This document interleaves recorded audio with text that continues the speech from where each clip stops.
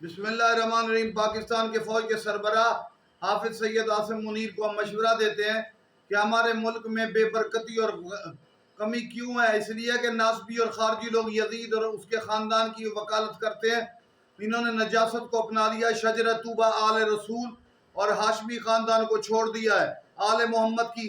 تو آپ اگر اس ملک میں پھیلا دیں کہ بی بی کے حق کی وکالت، جناب سیدہ مولا علی کے حق کی وکالت اور ان کے تذکرے کا بیان، ان کی عقیدت محبت اور ولایت کا بیان، اور لوگ ان کی ولایت کو قبول کر رہے ہیں، بی بی زہرا کے حق کو مان جائیں اور آل رسول کی مظلومیت اور ان کے مقام کی ہتک کرنے کی بجائے ان کی عظمت کا اگر اقرار کر لیں تو عاصم منیر سے ملک کے حالات بدل جائیں گے۔ اللہ حسین اور ان کے خاندان کے صدقے برکتیں دے گا۔ نحوستیں حسین کے دشمنوں کی وجہ سے ہوتی ہیں اور کائنات میں پاکیزگی، طہارت اور برکتیں اللہ حسین اور حسین کے خاندان کی وجہ سے ہوتی ہیں۔